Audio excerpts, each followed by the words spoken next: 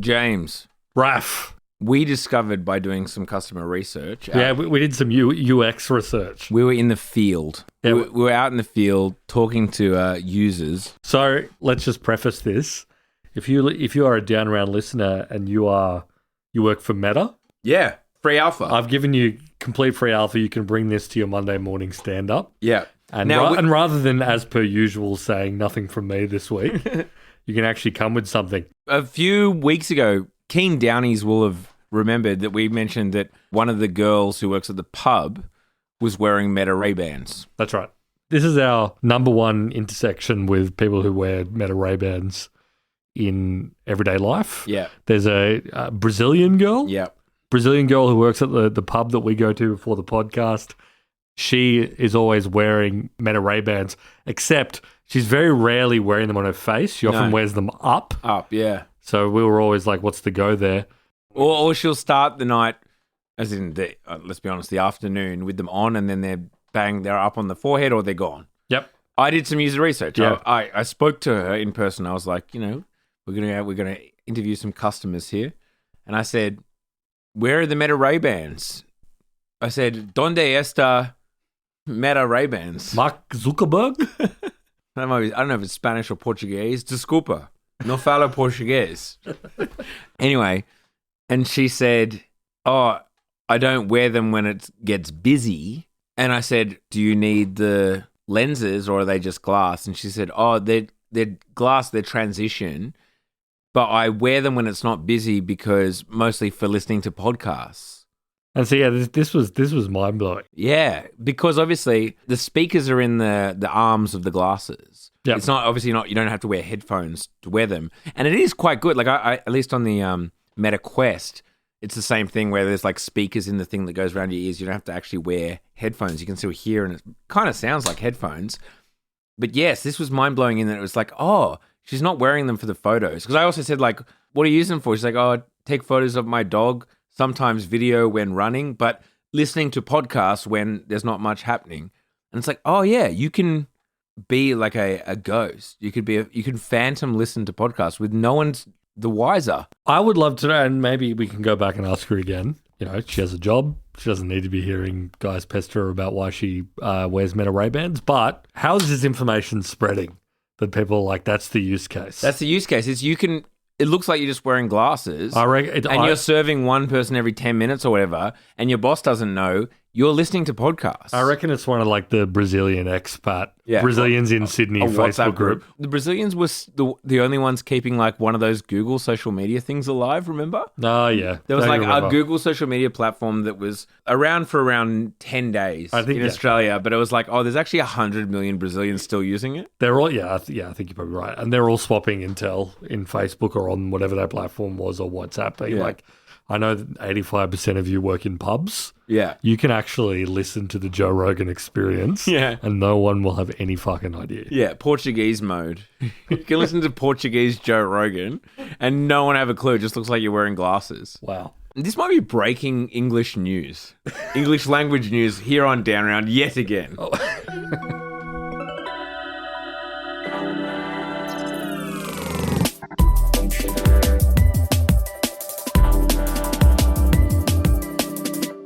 Okay, folks, we've got a stacked lineup for you today.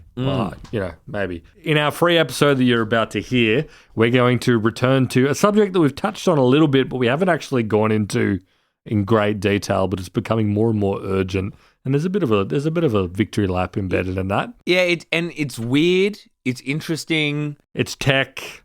It touches on all the things we love, and that is dystopian. It is dystopian. Prediction markets. We're talking about Polymarket, Kalshi. There's a couple of minor ones, but those are the big ones. The world of these websites, some of them crypto associated. And also, sorry, I will say as a prediction, it's coming for other things. It's coming for Sportsbet. It's coming for... it links in with gambling, but basically... eToro, probably. These websites where you can bet on essentially anything, the outcomes of events. And they are very well capitalized and they're becoming huge. They've been around for a few years at this point, but they've become huge over the past 12 months. Then we're talking about Code Red at OpenAI. Yeah, OpenAI have declared a Code Red per the information. and the most code red at NVIDIA over TPUs. Can the biggest company in the world be losing its throne? Yeah. We'll unpack it here on Down Is NVIDIA about to collapse, bringing the global economy with it? And then the third part of the second episode is that Apple's head of AI, John Giannandrea, is out the fucking door. Gone. Some great stuff for you coming up ahead. Absolutely, mate. Well, exactly. Are you ready to rumble? Anyway. Let's go. Let's go. All right, but prediction market. So, as I mentioned, we have talked about them periodically. Let me set the scene, mate. All right. I believe, if I'm not mistaken, in last year's Christmas episode. And last year's prediction episode, dare I say, last year's prediction episode, you said something along the lines of, and I still remember it viscerally, because at the time I was like, that's crazy. Well, actually, I was like, that is a vague prediction, because it was something along the lines of, I was predicting numbers. I was spitting hard facts. I don't remember exactly what I said, but I was saying X market cap by X date. Yeah. Big numbers here and there. This person in, out. And you said prediction markets. They're going to be big. Stuff's going to happen. They're going to be it's a big deal. There'll be stories about them. And I was like, that's what you got? But you were right. I was right. You were damn right. Ironically, that prediction would be unable to run on a prediction market because there's no yes/no condition attached to it. Point being, it is victory lap time. You've absolutely nailed that. Yeah. But what is a prediction market? Let's cool. start. All right. So a prediction market, and it's not a new concept. In fact, concept is as old as time. It's a concept as old as time. It lived in the world of kind of like economics research and the academic world, and I mean, there's crossover with like futures and stuff. Exactly, like the world of futures. Essentially, the prediction markets, and I'm talking about platforms like Polymarket and Kalshi, are websites where you can go and bet on an outcome. You can bet who is going to win the 2024 US presidential election. Yeah. But I assume is the idea that, and I actually haven't checked this, but my assumption is anyone can start a market. You can, exactly. I can go on and be like, I'm putting 10 grand down or whatever. It could be a sports outcome, but it could be an election outcome, or literally about anything. I can start a market as long as I've provided liquidity. Yep, and someone else wants to take the other side of it. Exactly. You can start a market, especially on platforms like Polymarket, which were decentralized and crypto adjacent, and we'll get into that. But the idea is you can bet on the outcome of what is normally, not always, but it's either a binary outcome, yes, no, this is going to happen versus this is not going to happen. Or, it can be You can turn it into a binary outcome. Anything can be turned into a binary outcome. That's right. The price of Labubus, the average price of Labubus will be more than $25 by December 25th. Exactly. And there are ones which are more multi-market, like who is going to be the Democratic nominee for president in 2028. Like those markets are available right now if you go and look at Kalshi or Polymarket. If you're in Australia, you can't look at Polymarket because it is now blocked. It's IP blocked and banned in Australia, so you actually can't visit Polymarket, which is annoying because I use it as a way of sort of sounding out what's the vibe out there in the market. This is the foundational thing that powers this entire thing, right? I mean, there are two sides. One is gambling. Yes. Everybody fucking loves gambling, and we're going to come back to this theme. If you live in Australia and if you live in America now, sports gambling, sports betting, absolutely fucking huge. But since the dawn of time, people have absolutely loved to put a bit of punt on anything. Yeah. I mean, I can throw this rock over the cliff exactly into that pond. No, you can't.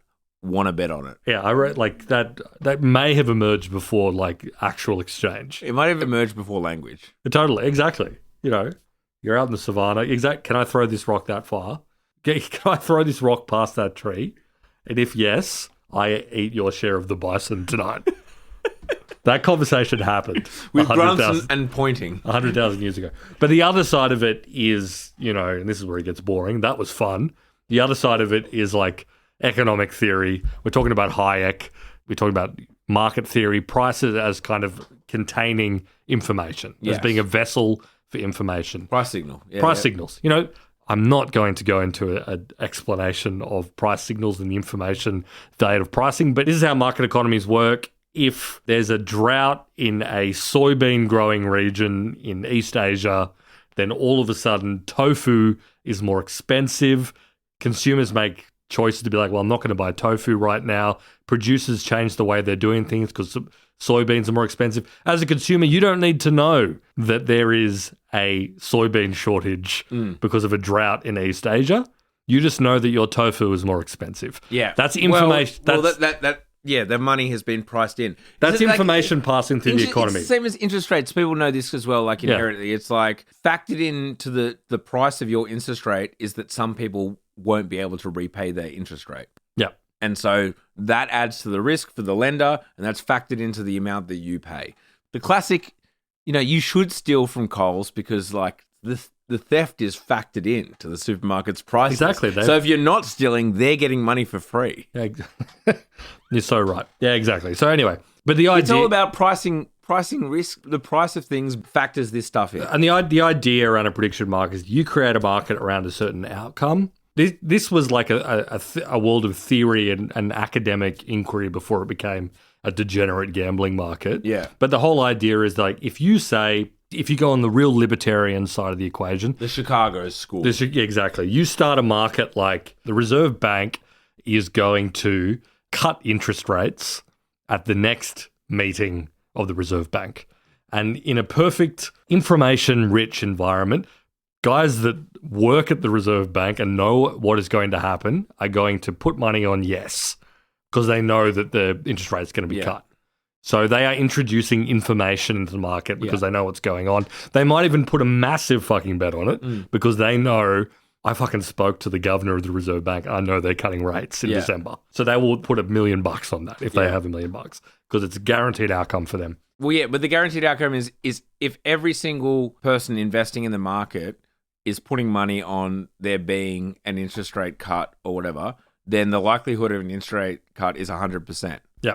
If 99% of the money that's been put in the market is on an interest rate cut, but 1% says, no, I think actually they're going to stay the same or going to go up, then there's a 99% chance of there being an interest rate cut. That's why you hear like when it's like the market's pricing in a 75% chance of an interest rate cut. It's like of the $1 billion that's been invested in like interest rate futures, 750 million is betting on a cut, etc. Totally. Hopefully you get this by you get now. it, totally. Put aside all the academic stuff and the economic thinking about. But that's information. It's important to note. Like it's all information being encoded.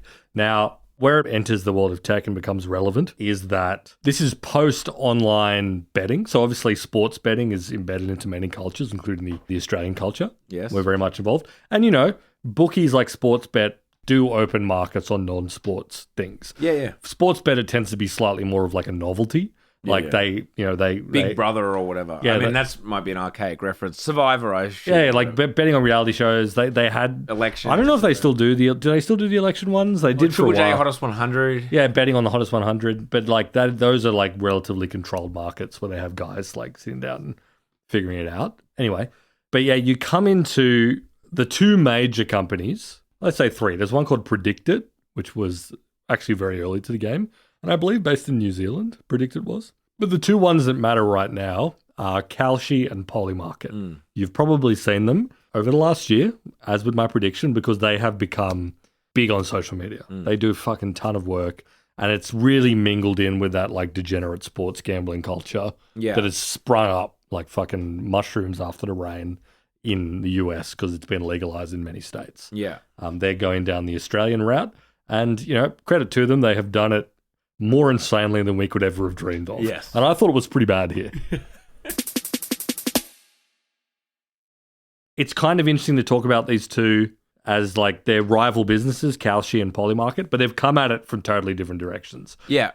I would also say I want to set up like a spectrum, if you will. Okay. Where on one end you have sports gambling, sports betting basically. Yep. The classic. Your multis, your betting, yeah. And on the other end you have futures. Because again, to reiterate, I know we've just kind of banged on about this, but something like betting on the weather has been seen as a legitimate form of hedging. If you're producing wheat and you're worried that next winter might be cold and so your yields are going to be lower of your wheat, you can basically buy insurance by buying futures at a certain price. You'd be like, I predict that the price of wheat will be higher because there'll be less supply or whatever it is. And that way it's seen as insurance against your yield being lower or whatever it is. So betting on the weather, quote unquote, is actually like within markets, that's seen as like a legitimate form of investment or of hedging in the global supply chains. Yeah, like the futures markets of whatever it may be, equities, commodities, whatever, is essentially this. Yes, that's what I'm saying. You got kind of these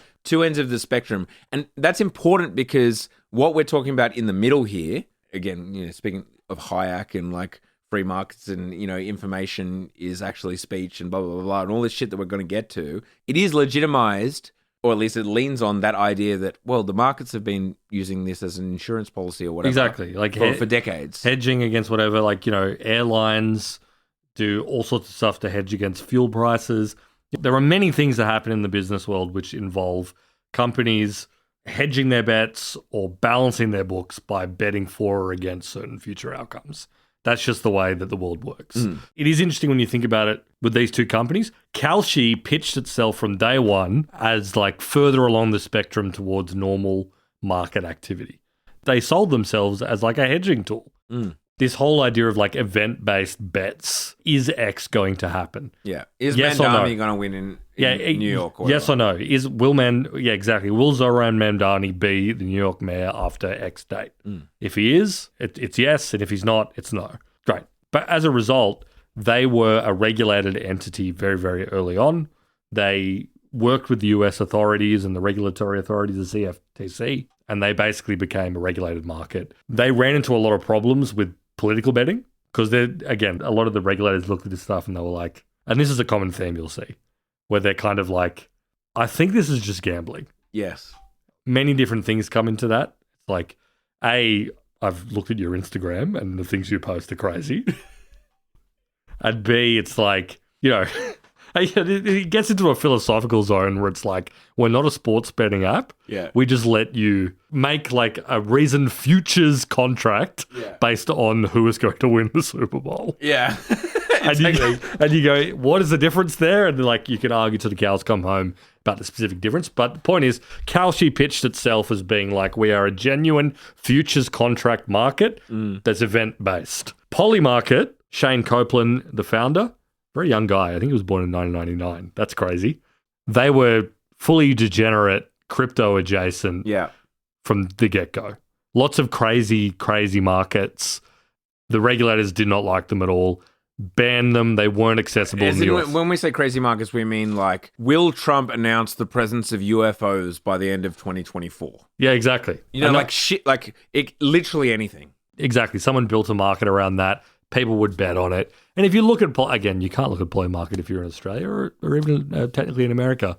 But, you can look at that. It'll show you the movement over time of what percentage, yes, no, or if there's multiple answers. You've got like a line graph that shows you the total volume of the market. Because this is the other thing, and we'll get to it. But it's like when Hayek was talking about pricing and markets and that sort of stuff, he was thinking about big, deep global markets. Yeah. For, the soybean example that I gave before. That's what was in his mind. He wasn't thinking about a random Polymarket thing that was like, will Taylor Swift die in 2025? That had like $40,000 put on it. Yeah. And we'll get into why this stuff gets problematic. Those are the two big companies. They became big, really surged during COVID when all sorts of betting was going off. Polymarket, I think, was founded in 2020. Exactly the perfect time. People sitting around, figuring out ways to make money because they couldn't go to their jobs. Yeah. They were probably sitting at home smoking weed and jacking off. Interest rates were in the rock bottom. Yeah. How am I going to make a bit of gain? I'm going to start betting on random crazy shit. So I'm going to offer a little bit of modesty right now and say that one of the reasons that I said in our Christmas episode, I think prediction markets are going to be really, really big over the next year, was that they had become huge. Like they had a big moment with the presidential election. Yeah. Because polling showed that Kamala Harris was up, but Kalshi and Polymarket showed Trump was up. And that ended up being right. Yeah. And, over the past 10 years, we've had all these sorts of crazy arguments about polling because, they missed the Trump election in 2016. They missed the 29 election in Australia. And this is the reason why everyone talks about Brexit. They missed that. Although this is the reason everyone brings it up, where it's kind of like, on the one hand, you have traditional political polling where it's like you ring people up and ask them the question. They might lie to you. Who knows if you're getting a representative sample because who the fuck answers their phone anymore? Yeah. Whereas this one, the thesis of all these platforms is when there's money on the line, Truth comes out. the truth comes out. People are going Men to... lie, women lie. Exactly. Men are from Mars, women are from Venus. I don't know. Money is a social real. contract. Money is real. But yeah, no, the idea is that if money's on the line, you're going to tell the truth. If you're an insider and you can make some money, you're going to fucking tell the truth. You're going to introduce some information via your investment.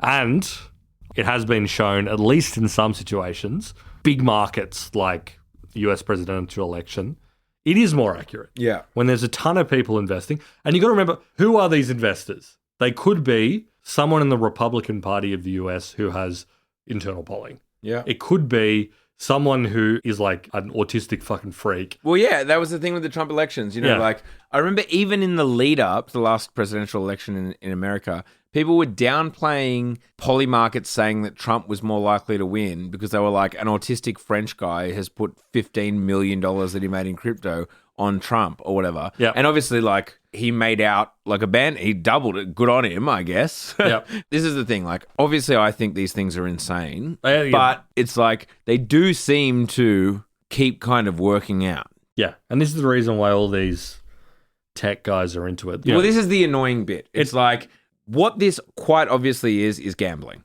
Yeah. In my opinion. Yeah. It's like this is like just another way for a middleman to clip a ticket on humans' insatiable appetite to gamble. Yep. And to have the dopamine hit when you win, where you feel like you're a genius. Even better in this situation. I mean, sports betting is great, obviously, because it's like, there's so much fucking testosterone going around that, like, if you got it right, then you're like, hell yeah. But yes, the feeling of winning and being right and being smart, etc. I mean, the human psyche loves gambling, as you say at the beginning of the episode. Like, that's just one thing. Roll that the dice, do. the roulette. You could show roulette to a caveman and he'd be like, I get this. Yes. This is good. People have been gambling since time immemorial. Dopamine receptors. Yeah, exactly. So, like, it is gambling at the end of the day. But, like, by the last American election, prediction markets being the ones like, oh, it turns out they were right. They lean on that, plus lean into, as I said, the spectrum of, like, futures markets, hedging, Hayek, information, wanting to be free. They lean into it as, like, an intellectual pursuit. Yeah. And, like, an important thing here that is actually, like, adding information to the market is of value to the world. Yeah. In fact, this is, like, valuable to the world, and it's actually kind of a high form of doing and being. It's like these businesses are doing good for the world by providing this information. Yeah. No, they were, like, leveraging markets and human greed. We have created something.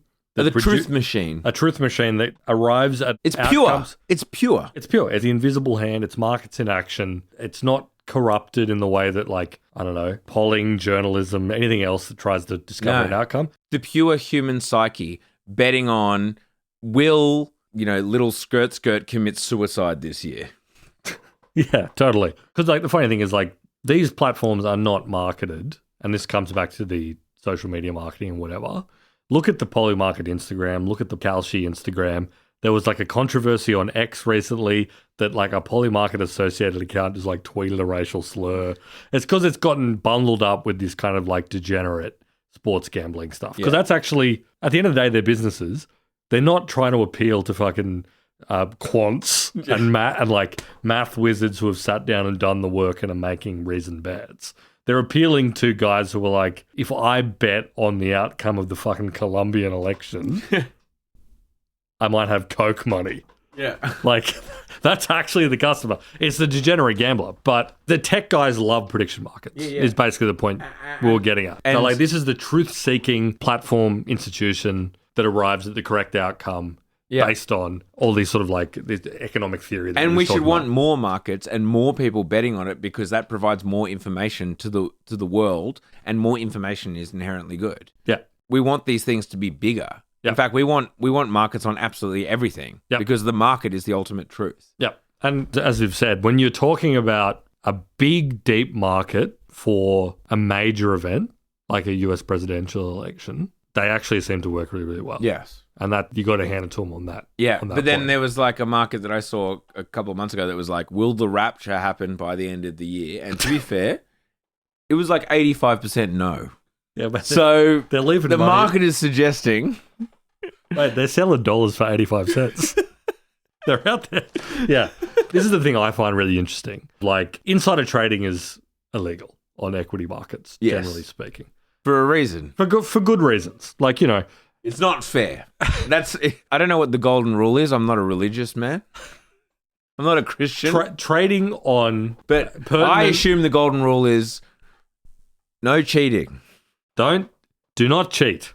At the end of the day, there's many reasons why insider trading on public equity markets is illegal. But one of the big reasons is like capital markets are used to actually like fund businesses, right? We use it to move money around where it needs to go in the economy. And if there are people who are out there trading on non-public information and making a mozza, that reduces trust in those institutions. Absolutely. And they stop fucking working. And distorts markets. Distorts markets, reduces trust. You need average punters to feel like this is fair. I can get in on this. I can invest. I can make the money if I make a good bet. If it's just about who is closest to the fucking cash spigot, well, the information spigot, it no longer works. The whole art of us falls down. Let me regale you with a prediction market on Polymarket that happened this year. Okay. The question was, would Taylor Swift and Travis Kelce get engaged this year? Yep. Now, this is all speculation. There's no evidence to suggest Yep. anything nefarious happened. Do not sue us. But a user by the name Romantic Paul bet $385,000 that the engagement was going to occur within 24 hours of the engagement occurring. It just so happens that Taylor Swift's longtime guitarist, first name is Paul. We're not suggesting any wrongdoing on the behalf of Paul, but this is not the only time that weird things like that have happened Yes. on prediction markets. Big bets will roll in, big counterintuitive bets. It's hard to know what's going on. There is a counter argument to be made that it's like money that you put into prediction markets is a full sideshow. It has nothing to do with the rest of the economy. Well, the efficient market hypothesis Yeah. suggests that any money you put in, you should just expect to net out to even. Yeah, totally. Again, this goes back to like the hardcore Hayekian libertarians would say, abso-fucking-lutely. If you are someone who works at the Federal Reserve and you know what's going to happen with the interest rates, you should bet. Because if you don't bet... You're denying the market of information. Exactly. You are strangling the market of information and making it distorted and less true. And that's wrong. Again, the argument where it's like, these are markets where the goal is identifying the truth of a scenario. It's not about moving money where it needs to go into productive businesses or whatever else. So maybe it's fine. That said, zoom out a bit. Do we want to live in a world where there are guys that work at central banks who just have a nice little side hustle making shitloads of money on prediction markets? Well, of course not, because obviously that in itself distorts the market because there's only people with information are the ones who are able to action the information, which is why we have insider trading laws. That is a distortion in itself. If there are parts of the market that have the information and parts that don't, there's a reason why high frequency trading exists. The thing is with the whole thing, I really hate the over intellectualization of it because, for example, back when we were on tour a bunch, we'd meet a lot of people, and I met multiple people who were into solar, and the people who are into solar, in particular, who are genuinely working in solar. I'll save a couple of the stories of a couple of the people for a different pod. In this case, I'm going to touch on one of them. We're talking solar energy, solar panels. Solar panels, but more in the installation, import, this kind of vibe. Great racket. Yeah, exactly. None of them, let's be honest, were environmentalists. Okay, and they weren't interested in the reduction of emissions. No. And as I said, I'll save some stories for later. And because I met a bunch of them. You travel around Australia enough, you'll meet guys who are working in solar. Guys. All right, yeah. But this one in particular was leaving the solar panel game, and him and his mates were all investing a bunch of the money they'd made. In his instance, it was installing solar or importing solar in an app where it's you ever been down to the pub and your mate reckons one thing and you reckon another and you go no, let's bet on it. This is an app. where like you both, I'm putting $100 on it, and you both put the money in, you look it up, and then like you do the bet, and then the app distributes the money and we take a cut. It's like, that's just Polymarket. Yeah. Totally. Like, that is the same fucking thing. Yeah, exactly. You go down to the pub and you have a bet with your mate about something, who's faster. Yep. That's Polymarket. Yeah. This is not an intellectual pursuit here. No, you're right. And nor is, I'm sorry, fucking futures market for a lot of this shit. Because we talk about at the beginning, like, oh yeah, you know, if you're a wheat farmer and you want to buy some insurance, they hedge against like a poor. It's like, it's for the most part, it's not fucking wheat farmers. It's speculators. Yeah, it's exactly. It's guys at investment banks or whatever, like trying to find an arbitrage. Exactly. They're knocking down the door of the Chicago Mercantile Exchange to make some bets. And it's like, oh yeah, are we adding value to the market? Is like the wisdom of crowds going to actually determine whether it's fucking 23 degrees or not? Maybe.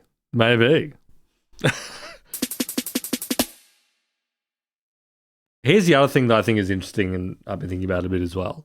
Number one, this is just talking about like negative externalities from this sort of degenerate gambling behavior. This came up a lot. A lot of like the cybernetics guys in their 80s were really obsessed with this idea of like assassination markets, where you could like price someone's death through this sort of thing. And it's exactly the reason why Polymarket, Kalshi are not going to accept a market that are like, is Taylor Swift going to die in 2025?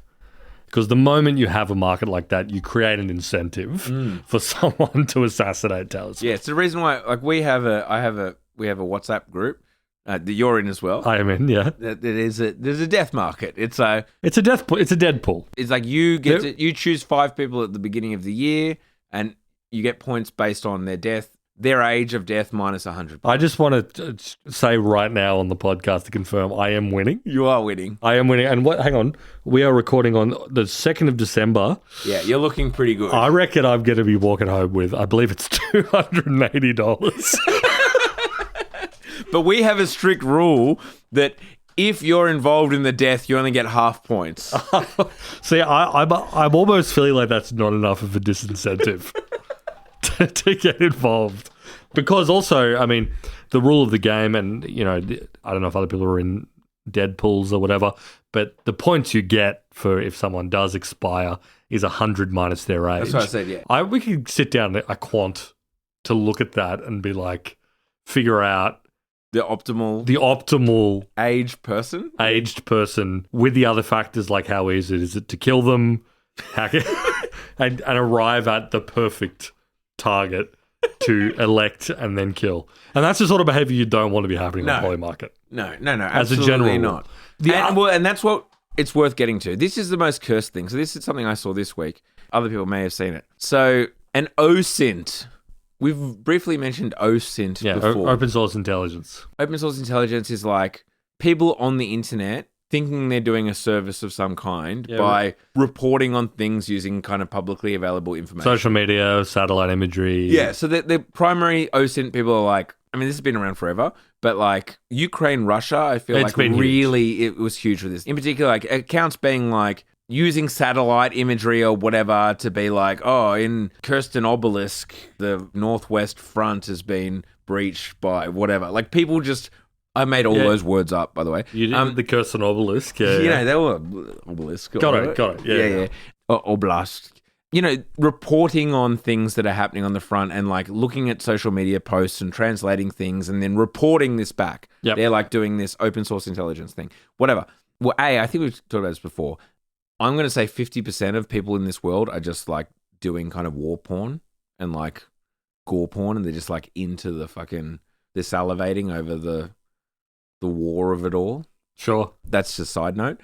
But B, so this platform shows real-time maps based on open source intelligence of like where the fronts are and who's winning what in like Russia versus Ukraine, overlaid with Polymarket odds and percentages on what people think, a prediction market over like the likelihood to take this village or storm this front or whatever. But i.e. like betting markets on a real-time war that's happening. Yes, with like overlaid on the map of it in real time. Yeah. And the stated being was like, right now it's controversial on these Polymarket sites as to like whether a village is actually taken or not. Our OSINT maps will actually like prove it. This is what we qualify as like determining that Russia now owns this village. And so you can use it as a decisive factor in order to like settle the Polymarket bets. Yeah. This is no good, folks. I do agree that this is quite bad. And again, you can see the people who are on this, they're quants, they're thinking in terms of mathematics and numbers and probabilities and information. And they're like, this is great. Yeah. We have real time information that, that Russia is 73% chance of taking this Ukrainian village with casualties of less than 100 people. In an abstract sense, you can argue like this is valuable information. It helps with our holistic understanding of this conflict or whatever.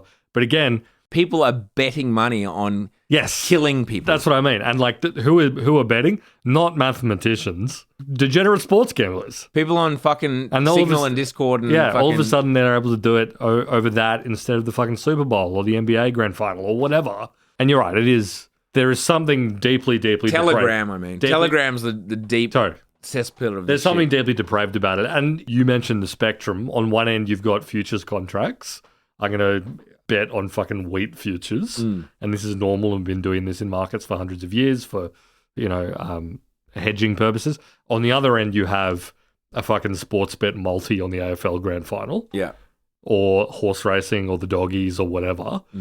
In the middle, you have prediction markets, let's say. I don't know if this is like the correct way to arrange it. But I feel like the left side of that, the sports betting side, is colonizing the rest. And because this is the other thing, there are two, what people have pointed to as failures of Polymarket, Kalshi, the current generation of these markets, is that, number one, are you getting this kind of perfect Zen Buddhist information matrix when a not inconsiderable volume of the people who are betting are degenerate crypto gamblers who all have a certain view of the world? Yes. There's all these people who are betting. There may be huge betting pools, but they're all right-wing leaning guys with a certain view of the way the world is. Especially when you talk about political outcomes, that's going to like tilt the needle that way a bit. Yeah. And the moment it starts tilting, just because of the population of people that actually use these websites, it starts being less useful. Yeah. Because these are people with a certain worldview. They're probably young men. They probably have fucking ETH. Many of them were probably involved with NFTs, which maybe should disqualify them from being like... From commenting on anything. For predicting anything, let's be frank. From quote-unquote introducing information into the market. Yeah, we saw the last time you did that, bro. Yeah, and you might not be able to see. I saw the fucking... Because you got UV raid. I saw those monkey pictures, bro. I've got some questions about your information. So there's that. And the other one, which I think is kind of like an interesting thing that I haven't seen an example of this that's like explicitly proven, but I think it's also a problem. Now that the world is kind of cluey to prediction markets and actually invest a bit of like value into them, and they go, because of exactly what we were saying before, this is more true than polling. This is more true than all different kinds of prognostication that we can do. Yeah. If it's like a shallow market, so for example, I was looking at the Kalshi market for the Australian federal election. It ended up being right. The Kalshi market was correct. It was... Well, you'd hope so. Like, it was an absolute whitewash. Totally. It was one of the biggest electoral victories of all time. You would hope that it would be directionally correct. Absolutely. And it was directionally correct. There was a bit of wiggle. At one point, it suggested Peter Dutton was going to win.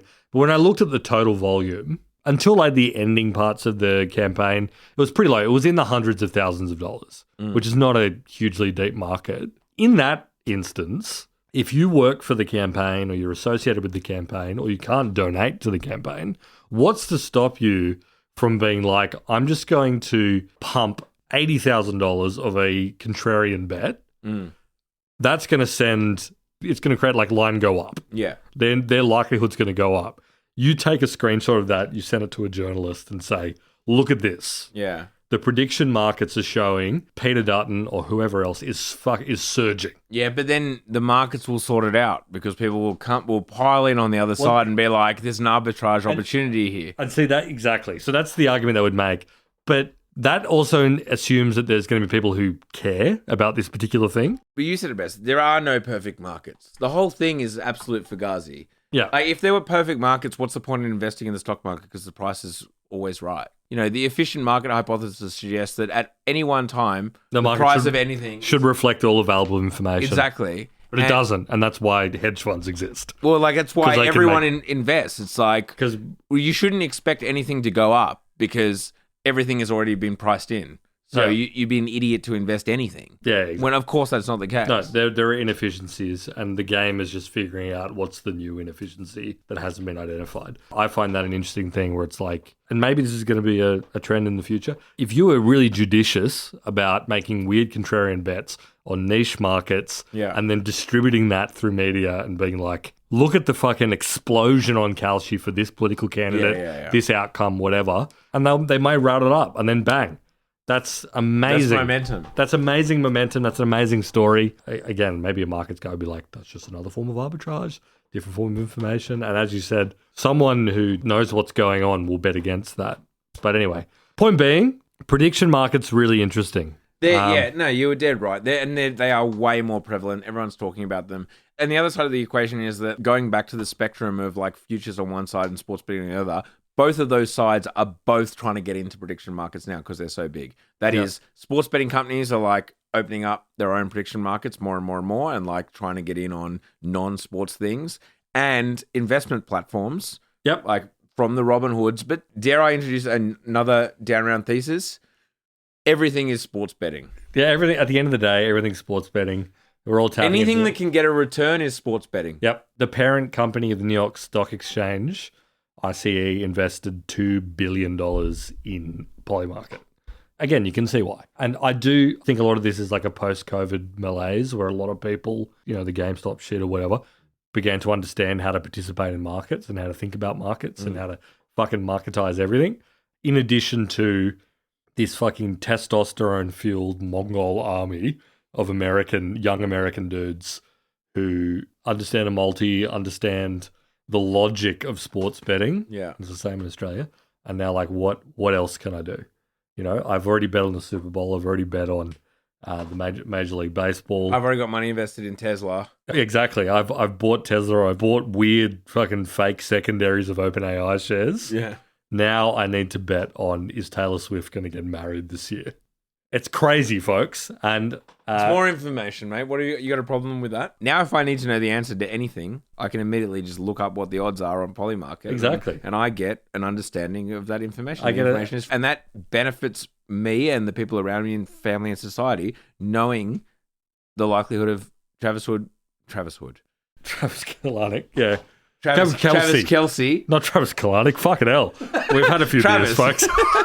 But I will say, just as a conclusion, I do look at the Kalshi odds for things to get a vibe check. Yeah. I will be like, what does the fucking hive mind think about this? I don't treat it as gospel, but I'm like, while the New York City election was going on, I wasn't following it super closely, but I was looking at the Kalshi and Polymarket odds and being like, okay, that's the vibe on the ground. They think Zoran Mamdani's going to win. That bet was made relatively early before it became well understood. Obvious. Yeah. I'm looking forward to. Well, I'm not looking forward to. Maybe it'll never occur, but like there will be a market failure, and I don't mean a market failure in that like there's quite obviously ones all the time when it's like if you're pricing the rapture in at 15% likelihood to happen, like that's in my opinion, I would say that's been mispriced. Yeah. I mean, maybe I'm wrong. Maybe it just so happens that like 8.5 times out of 10, it doesn't happen. That's also got to be a relatively distorted market. Exactly. It's like, how are you cleaning up on that? Are they going to pay you out while you're in heaven? Yeah, but again, like the argument should be like, well, yeah, you should just put $1 million on no, and that's free money, and then it pops up to 99.9 or whatever, and the market decides. God, the Father, Jesus, the Son are up there being like, I'd be fucking stupid not to get in on this. Right? What everyone points to are the big ones. As you say, it's like, oh, they got, Mandami early. They got like Trump. They saw Trump when others didn't or whatever. It's like elections are so infrequent. We've kind of got a few elections that happen to have gone the way, not in the Mandami sense, other than horseshoe theory, but like they've gone possibly in the direction of what the majority of the users of like Polymarket and whatnot are. How many data points do we have? I look forward to Polymarket was wrong, went wrong. Plenty of those have happened, and they have because I've seen examples of this. Because if you go to Polymarket, you go to Kalshi, you get to see the line graph of the odds over time. So it's like, it's been oscillating and you can... Well, is Trump dead? Was one a month or so ago. Remember there was like a 2-day period where people thought Trump might be dead because he hadn't been on TV or something for a couple of days. And they opened up. Yeah, exactly. And it was like, it's hovering at 50-50. Because, in every one of these markets they open, they have like the win condition or the close condition or whatever, where it's like the moment that this election authority or like this CNN or whatever it is announces the result of this election, we close the market and we pay people out. But, because those declarations, people often understand what's happening before that happens. You can look at those charts where they've gotten it wrong. Yeah. And the last 10 minutes or whatever. Yeah. People pile in for some last minute bets because the market hasn't technically closed and you can still make a bunch of money. Great money-making opportunity if you're ready to fucking jump on it when it's clear that an election is heading that way. It does happen. They do get it wrong for various reasons. There are many examples of Kalshi and Polymarket getting this shit wrong for everyone where they got it right against the odds. This is kind of obvious when it's like, obviously in a situation where there is like some degree of randomness, e.g. sports betting. Yeah. Like the markets get it wrong all the fucking time. Exactly. Yeah, exactly. Totally. You'd argue that the odds reflect, actually it's getting it right. There was a fucking, 1 in 8 chance. But obviously, there's inefficiencies in the markets. Totally. Yeah, absolutely. Anyway, to close the loop on the final thing, as I said, Kalshi has been a US regulated entity for a long time. Like I said, they came into it with this legitimate, we're about hedging, we're about futures contracts, we're about event-based futures contracts, and they're able to get in on that basis. Polymarket has been illegal for US bettors for a long time. They got in a lot of trouble, but they are actually getting back into the US market now. They bought a company which had a license for this kind of thing because it's crypto based. Polymarket, you get USDC and you bet with that. You're not going to be able to do that. It's through like a broker system. So you go through brokers who then go onto the on-chain, I believe is the arrangement they're doing. But still at the end of the day, so basically Polymarket is being legitimized within the US. Absolutely. And people are like absolutely frothing over these CEOs. Yeah. Both Kalshi and Polymarket. Shane Copeland is the Polymarket guy and Tarek Mansour, the Kalshi guy. They hate each other, apparently. Like, it's an actual proper personal rivalry between those two guys. But people seem to love these guys. You see, I don't know if it might just be bots who are trying to, engagement farm, but, you get the, They are getting the Sam Bankman-Fried, especially Shane Copeland is getting the Sam Bankman-Fried. This guy's a genius doing the, imagine this guy was once charged with fraud at the age of 18. It was fired from his job because he was cancelled, and now he's worth $9 billion, or, his business is worth this. Him with quotes on his face and stuff, as if he's some fucking genius legend. The SBF treatment, it's whoa, this genius is doing something incredible. Part of it feels like maybe Polymarket fucking having a social media influence campaign. Part of it feels like people on X from Nigeria and India and, attempting to make money by doing this kind of things. And part of it does seem like a bunch of fucking idiots being I wish that were me. You're right. They're being valorized to a crazy degree. And I think it does come back to this idea of they have successfully laundered gambling as free market philosophy, this, and a genuine social good. It's a crazy fugazi to be by gambling, by making more gambling, you are more good. You are literally contributing to this kind of matrix of information that makes our society better informed. Yeah, you're making the world better. You're making the world better because you're introducing more information to the market. I find that really interesting. And, it also comes down to, which I think is funny, Kalshi is a regulated entity with the federal securities regulators and what have you, but they still run into problems with the state-based gambling authorities, like the sports betting regulators, who basically say, I don't really see the difference between, I'm going to bet on the Ravens to win the Super Bowl and I'm going to make some intellectual money-based informational arbitrage where I assume that the Ravens are going to be victorious in the Super Bowl. To me, that is actually the same thing. And when I look at your posts on Instagram, you are posting the same way as FanDuel. Anyway, we might move on to our premium episode now. Absolutely. As I said, as a reminder, we're going to talk about TPUs, NVIDIA, what's going on there. Apple's AI boss is out. Gone. And ChatGPT or OpenAI have announced a Code Red. Code Red. on ChatGPT. Oh my God. You got to know what that means. If you want to know what that means, downround.net. God damn, we need to update our website because we haven't touched it in years. It's looking pretty worse for wear, but that's all right, folks. But you can still buy, you can still purchase, and that's important. I can guarantee you the buttons still work. And also, sorry, another announcement, should have said it up front. Are you looking for the perfect Christmas gift for your spouse or friend? Yep. Or father, mother, uncle? Uncle? Yep. Aunt, cousin, male, female, other cousin, you know, I've got news for you. Buy them Down Round Premium for 1 year. $95 feels about right. Exactly. AUD. $95 AUD feels about right for a Christmas present for someone you love. I think Give so. them Down Round Premium for a year. American, we're talking, what, $60-something? $65? Depending on exchange rate, yeah. I think it's about $1.50. And if you have someone that's even vaguely interested in technology, this is perfect. Euros, again, like we're talking like probably like 58 euros. It's a complete guess. 61 euros, something like that. And let me just say, when we see an email notification that says someone has purchased a Down Round annual subscription as a gift, it warms the cockles of our heart, folks. We love to see that. Yeah. And we just, I know that I hope it was completely fucking cold. Like someone who hasn't listened. They've never listened to it. They're Googling gift podcast subscription and they're just, the SEO's gone crazy. Yeah, the giver and the giftee had no idea what this podcast is. That's how I like to assume. That's what happened. We'll see you on the other side of the paywall.